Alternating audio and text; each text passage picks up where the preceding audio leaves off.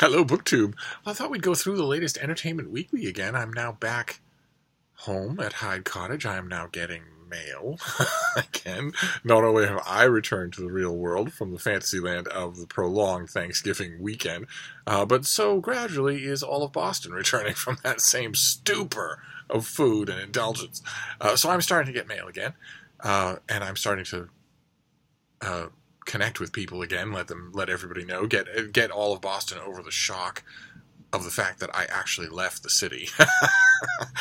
And one of the things I got just recently was the new Entertainment Weekly. There is Tessa Thompson and Michael B. Jordan, the two beautiful stars of Creed 2, which I watched and which is terrific. It is absolutely terrific. Not a big fan of boxing movies, but this very wisely in its third act. I mean, the boxing cinematography is terrific, but the movie very wisely in its third act becomes a movie about fathers and sons rather than about boxing, which is, I've always thought, kind of thin. And they're on the cover. But those of you who might be new to the channel, there's no might. Actually, there's quite a few new people. And that's wonderful. Welcome. Feel free to sound off in the comments field instead of joining the ranks of lurkers. Although quite a few lurkers have been sounding off, saying, "Hi, I'm a lurker. I'm going back to lurking now." I tell you, only on this channel. When I mentioned lurkers a week or two ago, it was meant to shame you into the light. It wasn't meant to shame you into the light for a minute while you tell me you're a lurker and then go back to lurking. Anyway, the reason for those of you who might be new to this little I'm very unlikely repeating feature on my channel, this is when I go through the latest Entertainment Weekly, which is an American magazine, hugely popular, and it's at your grocery store checkout line. It's in your doctor's office. It's in your dentist's office. It permeates the popular culture mindset by covering everything, by covering the whole of the pop culture world. And with a remit like that, you might think that books would be shunted all the way to the side, and actual book coverage is shunted all the way to the back of every issue, past everything else. But as I pointed out a few times, every issue of Entertainment Weekly is nevertheless saturated with books. Far more than just the explicit book coverage at the end of every issue. So what I like to do is go through and provide a running commentary, not only in the books, but also a couple of you have wondered why I'm talking about movies that aren't out yet. I have an old friend who works in Hollywood. She has worked in Hollywood for a very long time. She has had a finger in the hand of a great many Hollywood productions, TV, movies, all over the place. She's very smart and very personable and funny. The type of person you want in a meeting. She actually urged me to go to Hollywood a very long time ago, back in 1990. She urged me to go to Hollywood. She said, the studio will gladly relocate you. They'll find you an apartment. They'll pay for your dog. They'll pay for a walker, and you will put you on the payroll at Fox Entertainment, at the burgeoning new WB network. Or I might have the terminology mixed up. It's been a long time, and I wasn't paying close attention because at the time my answer was a firm no. And I always wonder what would have happened had I said yes and permanently relocated to the West Coast. I can't imagine it. I can't imagine it. But she sends me screeners for stuff all the time. TV, independent movies, big screen stuff, more than I ever watch, actually.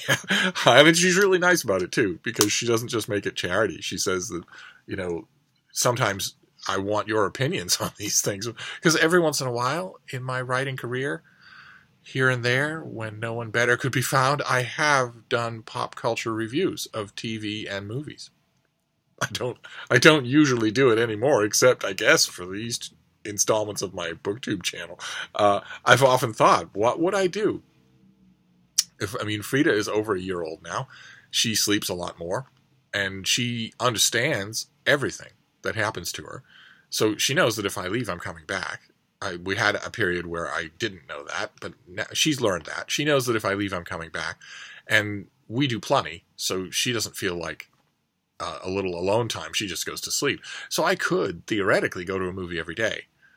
And I have often thought about it. I have been prodded by a couple of friends of mine who run movie channels on YouTube, who've said, when you talk about movies, you're fairly interesting. Maybe you should try it as a second channel. I don't think so. But anyway, so I thought we'd do is just wander through this issue from front to back and see what kind of book coverage we get before we get to the actual book coverage. And then we'll see what the actual book coverage is. So we get to the must list. They do a must list at the beginning of every issue where they just tell you things that you must see or hear or read or whatnot. And the very first thing they mention is a new movie called The Favorite, about a woman who becomes an intimate of Queen Anne. I once sent a screener of that movie. I liked it very much, except for its artsy-fartsy touches.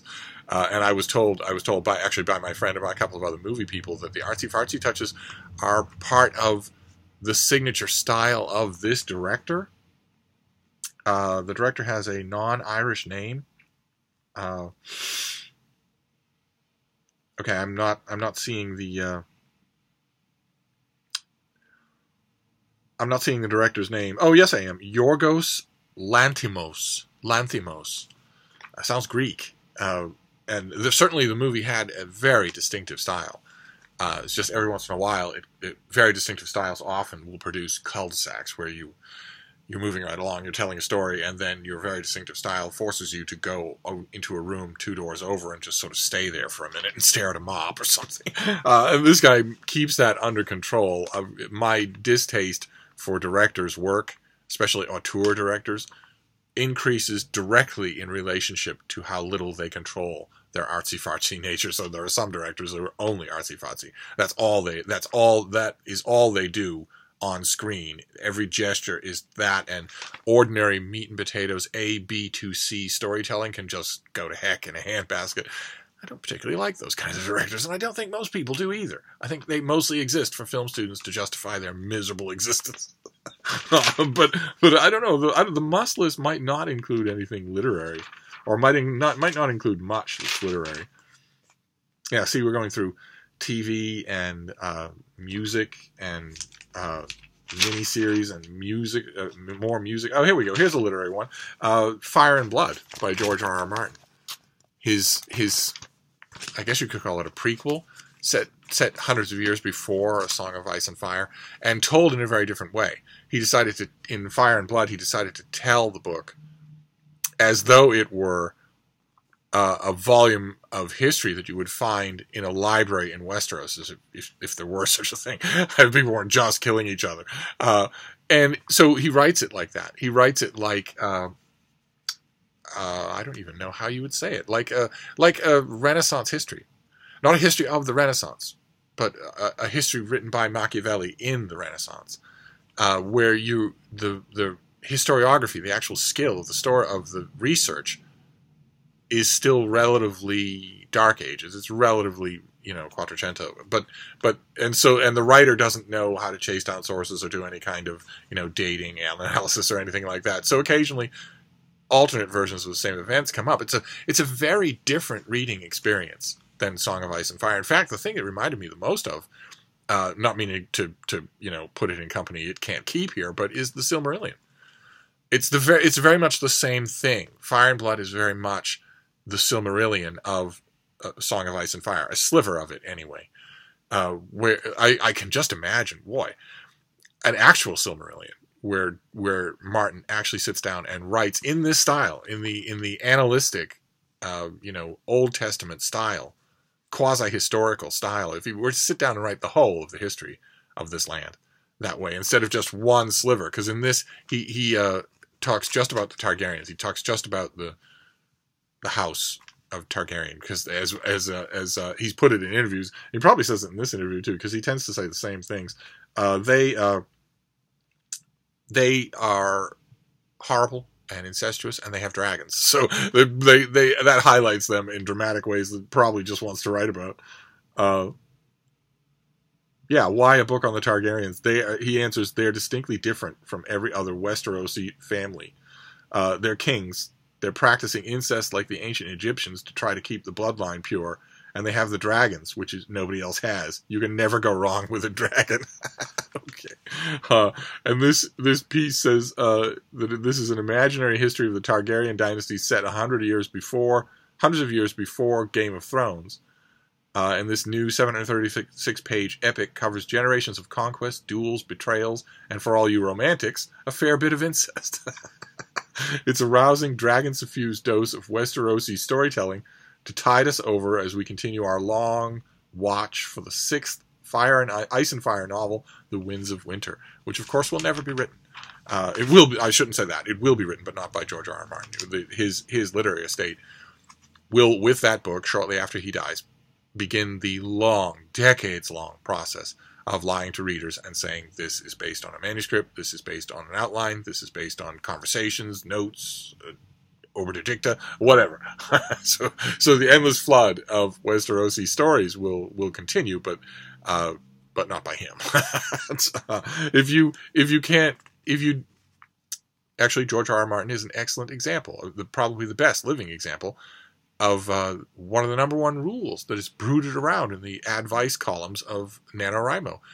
You can't write a book if you don't write a book. If you do everything else, talking about it, plotting it, thinking about it, wandering around, pondering, gossiping with friends at Denny's, if you do everything else, but you don't write the book, then the book will never be written. There's only one thing that writes the book, and that is writing the book.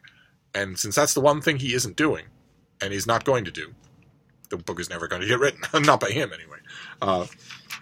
Okay, then we have the main feature here of with Tessa Thompson and Michael B. Jordan, where they do a combined interview. They both do a wonderful job. The portrait of marriage, the portrait of their relationship in Creed 2 is wonderfully done. Kevin Feige does a piece on Stan Lee, on the late Stan Lee. Oh my, wow. Okay, and then there's a thing called Power Pairs. Influential women in Hollywood, it looks like. And then a piece on the, is this an anniversary? Yes, 25 years. This is the 25th anniversary of the Mighty Morphin Power Rangers, the very first crossover Western iteration of the Japanese show that became a mega hit in America. It certainly became a mega hit with me. The Mighty Morphin Power Rangers, the original ones, I thought were fantastic, even though the continuity freak in me, the science fiction world-building buff in me, would watch an episode and say, this doesn't make any sense at all. This doesn't make any sense at all. Where were these gigantic automatons that you're calling, that you're summoning? And how are you summoning them? And what powers them? And how do you even get into them? Do you have superpowers on your own? Or do you have to transform into your Power Ranger self to have superpowers? And when you have those superpowers, where do they come from? And what are their limits? What are their natures? I just kept asking those questions. Of course, the Mighty Morphin Power Rangers doesn't care about the answers to those questions. The movie, unjustly overlooked, very entertaining, did try to care about those answers, at least a little, and sometimes in very funny ways. I actually recommend the movie.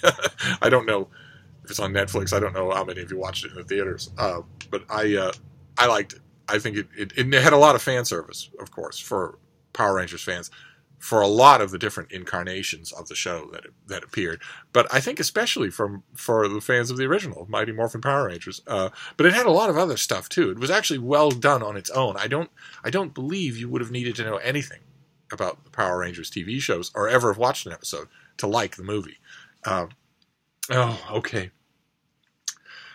Okay, great. This is the next is a feature about Green Book, the new movie starring Aragorn, Viggo Mortensen, and also I'm gonna massacre his name. I think it's Mahershala Ali.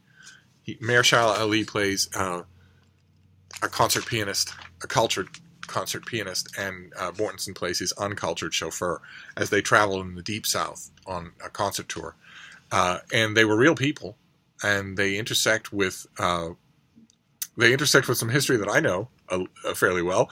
And I have a screener for the movie, and I watched it, and I went in skeptically. I went in thinking, well, this is going to be, some sort of dude bro driving Miss Daisy, but it actually isn't. It's actually there's absolutely nothing unpredictable in it. Every dramatic beat in it at every point is completely predictable, but the actors knock it out of the park. And I don't really, as you may have noticed when you're talking about books, but also it's absolutely true with movies. I don't need a movie to be unpredictable, as long as it's predictable and well and really good. I, as I've mentioned on this channel many times, I learned about formatted artificial drama, plays, musicals, movies, stagecraft, whatever, from the ancient Greeks, where the surprising you was low on the playwright's list of priorities. He assumed you already knew the outlines of the story. He might surprise you with some of the fancy dancing that he does in manipulating the details. Emphasis and whatnot, but not shocking you in your seat. No, and there's in terms of dramaturgy, in Green Book, there's nothing that will surprise anybody. But it's still fantastic. Just it will make you smile. It will make you laugh. It will outrage you. There are a couple of scenes where you will hold your breath, and that's everything that it means to do. So. Okay, so then we move on to the movie section. And the movie critic, Krish Nashawati, for Entertainment Weekly, gives The Favorite an A rating. Very good. How wonderful for them. Then, all right, what does he do for Creed 2? Gives it a B+, effectively an A. Good. Fantastic. And then we have a little featurette on Taron Egerton in Robin Hood. I had a screener for that as well and watched it. It's abysmal. It's just abysmal. It doesn't make any sense at all. There's all sorts of computer animation that isn't acknowledged as such. The people in it, the Robin Hood in this movie might as well be the Flash from the comic books. He does things that are not anatomically possible routinely. And you're dealing with a very human hero, a very human counterculture hero. I was watching, I kept thinking, okay, well, if you're giving him superpowers, then what's the point? And if you're giving him superpowers, why stop where you are? Why not give him enough superpowers to overthrow the tyrannical king? Why not just have him so that he can spring off the ground, up into the air, and land in London? Plus, of course, there's my usual rant in these Hollywood things, which is that Taron Egerton smokes 7 packs a day. He can't do any action sequences. The movie is frantically jump-cutted. And that partially explains the extensive use of green screening and ratio speeding. Because, try as he might, he has the lung capacity of a small child. So he can't do much in the way of a long-term thing. But it wouldn't matter anyway. You can if you're casting around for 20-something Robin Hood in Hollywood, you won't be able to come up with someone who isn't just chain smoking all day long. You won't be able to do it. Almost certainly not. So I don't hold that against a movie. It's just I hate it when it drives the editing. And they give a B+ also to Ralph Wrecks the Internet. Then they run down all of the other movies. They do a TV feature on Alexander Skarsgård, calling him Alexander the Great. 2 feet taller than the original Alexander the Great. 2 whole feet taller. Looking at their skeletons, and a future archaeologist might think they're not the same species. And then we have the DC TV universe is doing an Elseworlds. In DC Comics, their what-if stories are Elseworlds. Where you take the normal DC continuity and throw it out the window. You play games with it. Some Elseworlds stories are extremely good. Lots of DC fans forget that Frank Miller's Dark Knight Returns was an Elseworlds story. It isn't canon. You can't make canon a canonical story that's about the future of your ongoing character Batman. You can't do that because it hasn't been written yet. He's in his mid-30s and will be forever in DC Comics. So a story about him as a 50-something man had to be Elseworlds. And DC has continued that. They don't have, I don't think at the moment, they have a regular ongoing Elseworlds series, which is a bit of a shame because I bet a lot of their creators would love to play around with stuff like that. But then again, those of us long-term DC fans consider everything after the New 52 reboot to be an Elseworlds anyway. So, and DC tacitly acknowledged that by showing us that there were pocket universes where the old continuity was continuing uninterrupted. And they brought Superman from that continuity back into the present continuity. The Superman who's in comics now is not the New 52 Superman. We saw the insufferable, popped collar, dude bro, New 52 Superman die. So, anyway, in this particular Elseworld series on the TV show, a lot of the actors play warped versions of their characters, and a lot of the actors swap characters. So you have the actor who plays Green Arrow suits up as the Flash. The actor who plays the Flash suits up as Green Arrow, and so forth. I watched a bit of it, but I haven't watched the whole thing, because so much of it is dependent on the day-to-day, the episode-to-episode melodrama of the individual shows, and I don't know that. And you have to know that with DC's TV cinematic universe. They're all WB shows with the extended romantic and thriller-esque melodramas that pad out every episode. So if you don't know that, then a character will make a comment in the middle of a scene, and it'll mean something to the fans who've been watching for 10 seasons, but it won't mean anything to you. And too often I have found big event stuff like this that's done by the studio depends on that. So I haven't really given it I'd probably just watch bits and pieces from it anyway. Then we move on to an update of Kim Possible. Let's see here. And all the while that we're doing this, all the while that we're looking at this this entertainment stuff, we're getting full color sidebar advertisements for books. There's one here for the Morrigan Crow series, the YA Morrigan Crow series, and the one on the other side is a novel about Thanos. That is written by Barry Liga, and those are enormously expensive. Entertainment Weekly has to assume that there are readers watching the whole of the issue to put ads like that there in the first place. Then we have the What to Watch section of the magazine. We're getting towards the end. We're getting back. We're slowly or surely we're descending low enough to be hobnobbing with the books.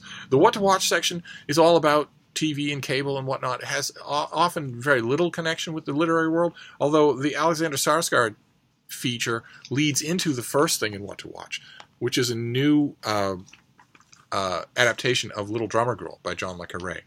And you should see, oh my God, I don't know if I showed it on this channel, you should see the trade paperback that they reissued for the adaptation. It is, book people have been lamenting forever that adaptation covers, movie covers, TV covers for older books, for established published books, that the adaptation covers are always ugly, and not just ugly, but ostentatiously ugly. The kind of thing that, why on earth would you buy it if you had access to an anything that looked any different? And oh my God, the cover for Little Drummer Girl, I wonder if I have it within reach. I do. Look at this. This is the worst example I've seen in years. That is the cover for the book. It's a guy at a table, and there's another guy at a table, and there's a woman standing over the table, and that's the cover of the book, of a spy thriller. But anyway, so that is quasi-literary, even in the What to Watch section, is that we start off with the adaptation of a book. Then we go to music. Steve doesn't know anything about music. Well, I have heard of Mariah Carey. I've heard of her.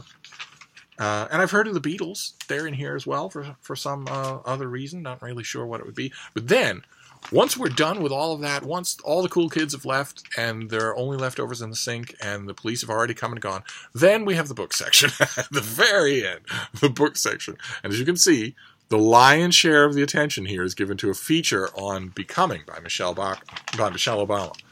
This is her interview with Oprah, where she talks about her life story and her book.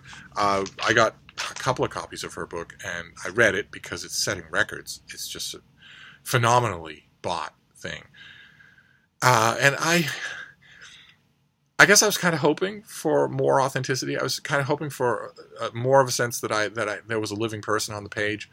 And I didn't get as much of that as I was hoping for. It's extremely well done, but I don't really know what it is. I mean, it's the title hints at that she wants it to be a kind of a more or less straightforward Foursquare autobiography, telling her life story of how she became the woman she is today. But books like that are written by people who are not international celebrities and former first ladies read with more raw honesty than the ones that are written by such people. Triple A-list celebrities that write books like that, they tend to come off as extremely sanded down and vetted. And this one, unfortunately, too much of the time does. I don't know what message it will send. I know why it's selling in the quantities that it is. I mean, the memoir of a former first lady, they tend to do well, but they don't do this well. This thing has been selling stratospherically, and I think I know why. Because a huge percentage of Americans, a huge, overwhelming majority of Americans, regardless of political party affiliation, really wish that this is the book is like a bolt from the past. It's instant nostalgia. A huge number of Americans looking back at the Obama era, which was certainly not free of negatives, with just tears in their eyes, just an unabashed nostalgia, because all of the human intangibles of that era were so incalculably better than those same human intangibles are today. A coarse criminal, a robber baron in the White House who's ignorant and whose every single unscripted comment anywhere, ever, on any subject becomes a source of international mockery. That's not nice. If you're an American, especially one of the very small minority of Americans who still is proud to be an American, that's painful. It's painful to wake up in the morning and see my Instagram feed, for instance, full of people from Finland out in the woods behind their house raking the leaves. That's painful. It's funny, I admit. I laugh along with it. But when it's not just Ross Perot making comments on his back porch in Texas, it's the President of the United States saying one thing after another that is incendiary, thuggish, brutal, a war crime, or just plain laughably dumb. And regardless of what you think about that particular president's policies for tightening up border security or taking a tougher look at international trade agreements or anything like that, no matter what you think about those policies, those intangibles are awful. They're just awful. It doesn't matter. You can have a sit-down conversation about those policies. You'll find, especially those of you who hear only this part of any video and then accuse me in the comments field of being an SJW leftist. Oh my God, are you a little wrong? You will find, if you have that sit-down conversation with me, that I largely agree with a lot of what are considered traditional Republican policies. I don't at all agree with putting them all on a credit card called the deficit and leaving it for your grandchildren to pay off. That used to be anathema. I don't at all agree with that, but the policies themselves, just as philosophical points on paper, but I have always maintained that those policies and the procedures by which they're enacted are a congressional thing. The presidency is an embodiment of intangibles, in large part.